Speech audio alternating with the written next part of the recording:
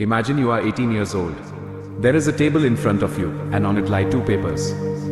On the right side, there is an envelope, an admission letter from IIT Delhi. This isn't just a piece of paper. It is a ticket. A ticket to a life with air-conditioned offices, a salary in the millions, immense respect in society, and a peaceful sleep every night under a secure roof. A safe and luxurious future. Music. Now, look to the left. There lies a second envelope, a call letter from the NDA. This envelope promises you blood, sweat, and nights where your bed won't be a mattress, but mud. It promises a life where, unlike other boys your age, you won't be in clubs, but in the dust of the border. And the scariest part? There is no guarantee of ever coming home. On one side is success, on the other is sacrifice. On one side is a career, on the other is character. Most people, perhaps 99%, would reach for the right side because we are taught that dying is losing and living is winning.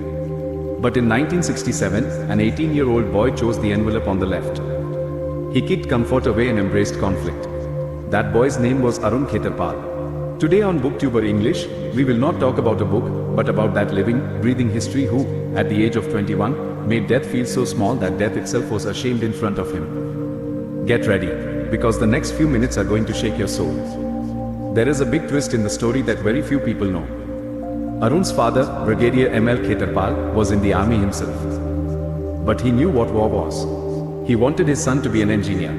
Arun was excellent in his studies. He took the IIT exam and cleared it too. His father was happy that his son would remain safe, that he would conquer the world. But something else was going on inside Arun. Without telling his father, he filled out the NDA form. When the selection happened, on one side was his father's dream, and on the other was his own call of duty. He decided to go against his father. This rebellion wasn't out of anger, it was out of conviction. He chose the uniform. Now, let's move time forward a bit. November 1971. The clouds of war between India and Pakistan had deepened. Second Lieutenant Arun Khetarpal had received his posting. Music.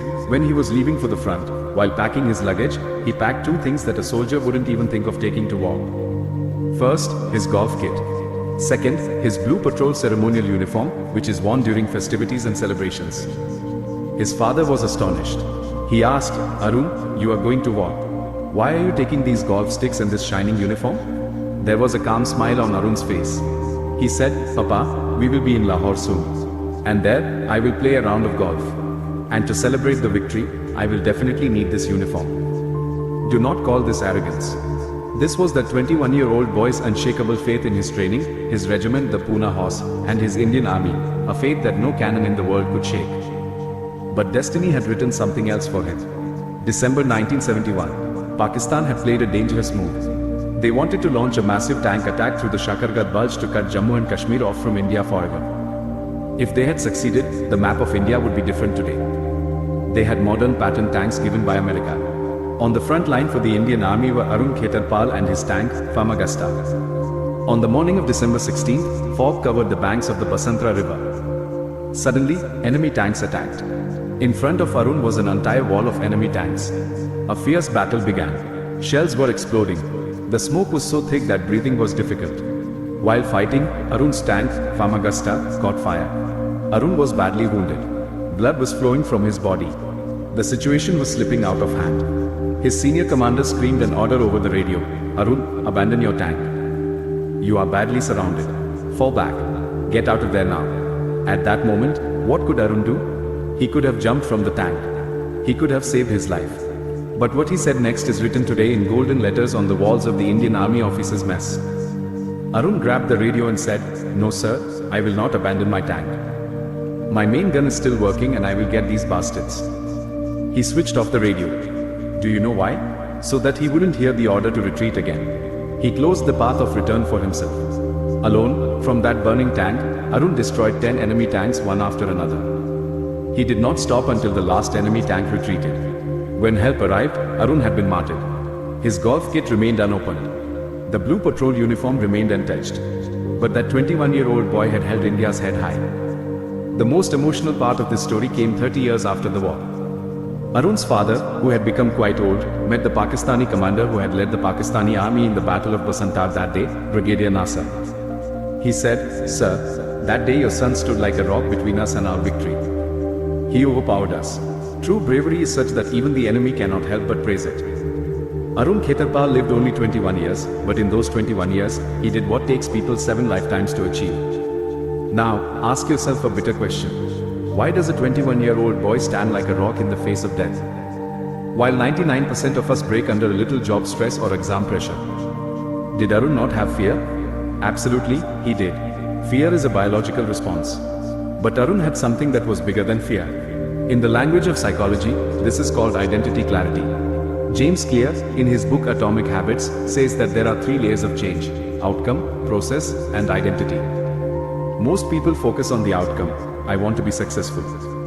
Some focus on the process, I need to work hard. But people like Arun live on identity. I am a soldier. A soldier does not retreat. This is not a choice, it is his existence. When your identity is clear, the struggle in making decisions ends. Arun didn't have to think whether to save his life or the country. His identity had already made the decision for him. Now, we will link this story to your life and mine. From the life of Arun Khetarpal, we will learn 5 such tough lessons that will take us from average to great. Number 1, identity first, motivation later. We think motivation makes us work. Wrong. Motivation is an emotional spike that cools down like tea. James Clear says, your goal is not to read a book. The goal is music, to become a reader. Arun Khetarpal had chosen his identity at the age of 18. When you accept yourself as a warrior, discipline becomes a necessity for you, not a burden. Ask yourself, who am I? If you are a creator, you will make videos even when you don't feel like it, because your identity is not a slave to your mood. Number 2, weaponize stress. According to neuroscience, our brain adapts itself through neuroplasticity. Modern psychology calls this stress inoculation training. If you always stay in comfort, your nervous system will become weak. Arun's training had taught him to remain calm in chaos. Deliberately choose discomfort. Be it bathing in cold water or a difficult workout. Give your brain the message that, I am used to difficulties. Comfort creates cowards, controlled suffering makes warriors. Number 3, purpose bigger than pleasure. Viktor Frankl, who survived Nazi camps, wrote in his book Man's Search for Meaning, humans do not live for happiness, but for meaning. Laughter, jokes, and luxury can give you happiness, but meaning gives you the strength to stand even in a burning tank. Arun had a why. What is your why? Find something for which you are willing to suffer. If you don't have a purpose you can die for, then believe me, you aren't really living yet. Number 4, the speed of decision. Fear always breathes in the empty space of hesitation. When Arun switched off the radio, he killed that hesitation. Once a decision is taken, make it irreversible. Jordan Peterson says that taking responsibility is human destiny. When you embrace your responsibility, fear turns into adventure. Number 5, legacy thinking. 50 years from now, why will anyone remember you? For your bank balance or for the character you showed amidst your difficulties? David Goggins says, when you are done, you should have a story that makes someone else's eyes shine when they hear it. Friends, Arun Khetarpal became history at the age of 21. Today, we sit here making excuses for comfort. We think we have a lot of time. We think life has just started. Music, but remember, time does not give you the chance to be great. You have to snatch that chance. Arun also had the path to IIT. He would perhaps be the CEO of a big company today. He would be retired and resting. But today, we wouldn't be talking about him. He chose legacy over safety. In whatever battlefield of life you are in, whether it is an exam, a startup, or a personal struggle, stand up like the commander of the Famagesta tank. Switch off the radio. Burn all options of retreat because the world only remembers those who do not leave the field until the very end. Today, after watching this video, you will emerge as one of 2 types of people. First, those who will forget this story like just another video and get lost again in that comfortable, purposeless life. But the second will be those in whose veins this story is now running. Those who have realized that the freedom and peace in which we breathe is a debt owed to 21-year-old boys like Arun Khetarpal. Now, this is your responsibility. Will you let this great legacy be buried? Or will you reach out to every youth who is chasing the wrong role models today? This share is not for me. It is a salute to that 21-year-old martyr. If you want to make a promise to yourself today, if you want to end your lethargy, then write just 3 words in the comments. I choose discipline. These are not just 3 words. This is the beginning of that iron will that Arun Khetarpal possessed. Greatness is not asked for.